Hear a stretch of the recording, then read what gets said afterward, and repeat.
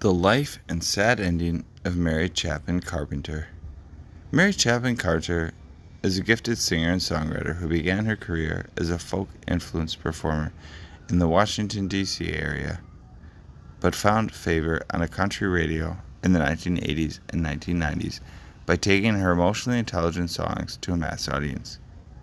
Beginning with 1987's Hometown Girl, she wrote and sang in the contemporary singer-songwriter vein, but moved into country-leaning material with the 1990s Shooting Straight in the Dark, which included the hit single Down at the Twist and Shout.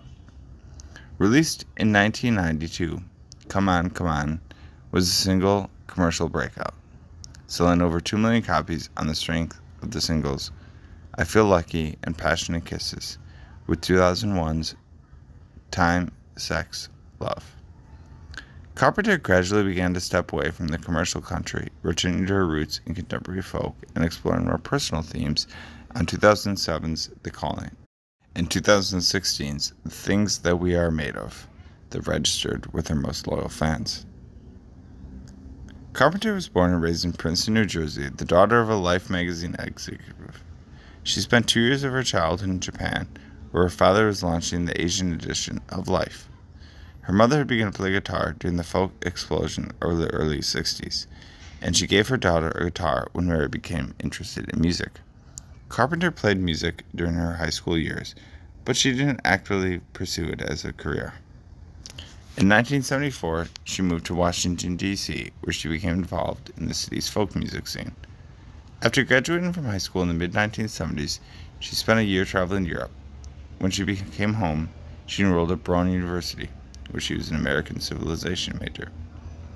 Mary Chapin Carter is the daughter of Chapin Carpenter Jr.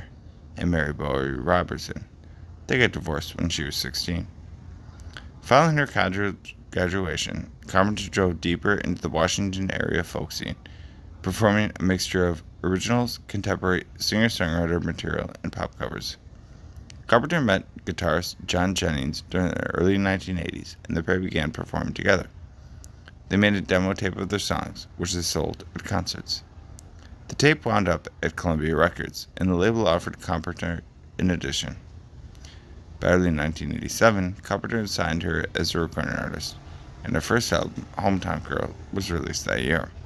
Hometown Girl, and its follow-up, State of the Heart, earned her a dedicated cult following, as well as 2 top 10 singles, Never Had It So Good and Quit in Time. Country radio was hesitant to play her soft, folk, feminist material, but she received good reviews and airplay on most progressively country radio stations, as well as college radio. Shooting Straight in the Dark, released in 1990, earned greater success as Down at the Twist and Shout became the number 2 single. The album sold well, setting the stage for a breakthrough album, 1992's Come On, Come On. Come On, Come On signaled a slight change in direction for Carpenter. There were still folk songs, but she felt freer to loosen up on the honky-tonk and country rock songs, which resulted in several hits. 2 of the singles from the album, I Feel Lucky and Passionate Kisses, hit number 4, and He Thinks He'll Keep Her hit number 2 on the Hot Country Singles chart, and the album would eventually sell over 2 million copies. Her 5th album, 1994's Stone in the Road, concentrated on folkier material, but it was still a major success, selling over 1 million copies within its first 6 months of release. The album's lead single, Shut Up and Kiss Me, became Carpenter's first hit to reach number 1 in the Hot Country Songs chart and won her a Grammy for Best Female Country Performance. Her follow-up, 1996's Place in the World, also performed well, hitting number 3 on the country album chart and reaching the top 20 on the top 200 chart. In the spring of 2007, the singer suffered from pulmonary albinism, a serious condition that temporarily brought her career to a sudden halt. She has since recovered and is back to touring and recording as of 2010. That's what really happened to her. What we're so excited about is she learned to cope with the harsh things life has brought her. Doing well, Mary Chapin Carpenter.